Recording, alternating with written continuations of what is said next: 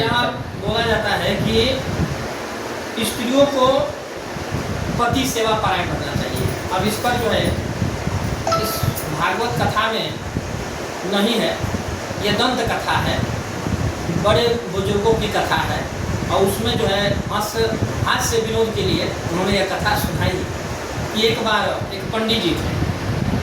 अब पंडित जी की जो पंडिताई थी वो बड़ी ही पवित्रता से रखती थी। घर को हमेशा लिपना पोतना, झाड़ना, साफ वस्त्र, साफ बर्तन करके के शुद्धता से भोजन बनाना, सब वो कार्य बड़े सावधानी और निर्मल हृदय से करती थी। भगवान का नित्य जाप किया करती थी, भक्त थी, भक्ता थी, क्योंकि बचपन से उनके माता पिता ने भक्ति में ही उनको लगा कर रखा था और बचपन से वो भक्ति कर रहे थे, इसलिए वो उनका सदाचार बहुत अच्छा था। तो जब पंडित जी आते थे तो उनको बड़े प्रेम से जो है पीढ़ा रख करके विराजमान कराते थे। आगे एक चौकी पर थाल रखते थे, उस पर भोजन परोस करके पंडित जी को पवाती थी और पंडित जी जब तक पाते थे तब तक बेना डोलाते थे, यानी पंखा, ठीक है ना। एक दिन एक यादव जी की औरत जो है पंडित जी के घर पे सीधा देने के लिए आई, ठीक है। सीधा देने के लिए जब आई तो देखा क्या कि अरे बाप रे बाप, पंडिताइन तो घर का बड़ा शुद्धता और स्वच्छता रखी है, बड़ी सफाई रखी है, एक भी मक्खी नहीं घर बना रही है और इतना अच्छा सुगंध धूप का घर भर में फैला हुआ है कि मन मुग्ध हो जा रहा है। सुंदर सेंट जैसा सुगंध आ रहा है घर में, तुलसी का पौधा में अगरबत्ती जल रहा है और दीपक जल रहा है, बहुत अच्छा था उनका। तो देख करके यजमाइन का जो है मन बड़ा अच्छा लगा। फिर उन्होंने जब सीधा दिया तो पंडिताइन से बैठ करके कुछ सोची, थोड़ा बहुत ज्ञान ले लिया जाए, बातचीत कर लिया जाए। तो औरतों का स्वाभाविक स्वभाव होता है कि किसी भी औरत के पास जाएंगी तो भले ही वो गूंगी क्यों ना हो फिर भी बात करके चली आएगी, ठीक है ना। तो वह औरत उनके पास बैठ गई, कौन? पंडिताइन के पास यजमाइन बैठ गई, बातचीत होने लगा।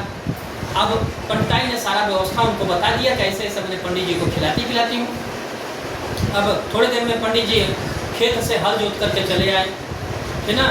अब खेत जोत के जब आए तो पंडिताइन ने तुरंत जो है दौड़ करके लोटा का पानी दिया, पंडित जी हाथ पैर धोए, स्वच्छ हुए और उसके बाद से पंडित जी आकर के जहाँ आसन लगा हुआ था भोजन के लिए, चौकी पर जो पीढ़ा था पीढ़ा पर बैठे। आगे जो है पहले के समय में एक चौकी रखा जाता था भोजन के लिए, तो चौकी रखा गया, उस पर थाल रखी गई। ये नहीं कि दाल भात एक में सान के सब दे दिया जाए, नहीं।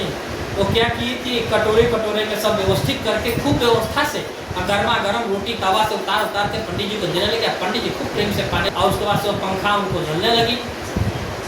इस क्रिया से जो है पंडित जी का शरीर बड़ा हृष्ट-पुष्ट रहता, बड़ा कांतिमान ओजस्वी तेजस्वी रहता था। लोग देखते थे तो पूछते थे कि महाराज आप कौन सा तप कर रहे हैं, कौन सा मंत्र जप रहे हैं जिससे कि आपका शरीर इतना ओजस्वी तेजस्वी है। तो कुछ बताते नहीं थे, बताएं क्या बेचारे, एक दिन भर हल जोतते हैं और शाम को जो है सुबह शाम आते हैं। तो पंडिताइन की कर्म है, पंडिताइन की व्यवस्था है कि हमारा शरीर इतना ओजस्वी तेजस्वी रह रहा है ना। तो अब ये जब यजमाइन देख करके गई तो इन्होंने भी सोचा कि हम भी अपना घर स्वच्छ रख। जा करके बेचारी खूब घर को गोबर से अच्छे से लीपा, हाँ, खूब घर में जो है जहाँ तुलसी जी का पौधा नहीं था लेकर पौधा लगाया गमले में, वहाँ पर दीपक जलाया, अगरबत्ती जलाया, हाँ। तो बोलते हैं ना कि संगत का असर पड़ता है, तो बड़ा अच्छा असर।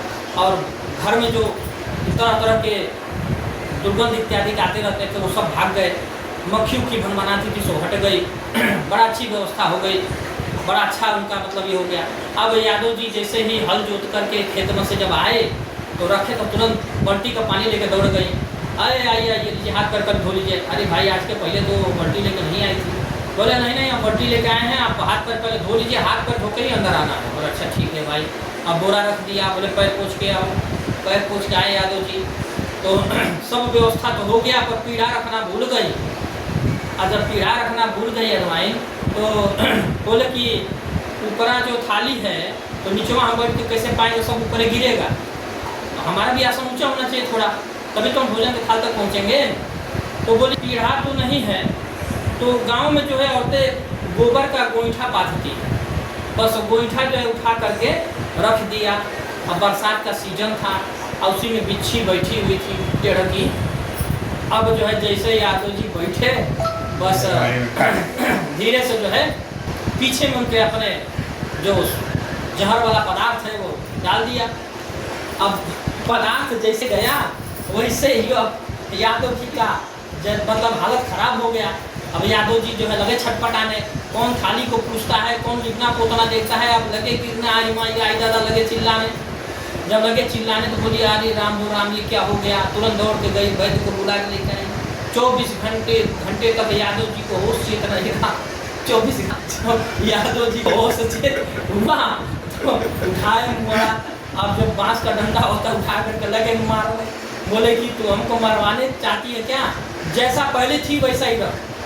हाँ, नीचे ही बोरा बिछा के खिला, पर दूसरे का नकल मत कर, ठीक ना, क्योंकि तेरे नकल करने से हमारा प्राण लाले पड़ गए, ठीक ना, इसलिए तो दूसरे का नकल कर। ये विनोद की कथा थी, हास्य की, इसे दिल बना लीजिए। बोले जय जय श्री रामचंद्र की जय।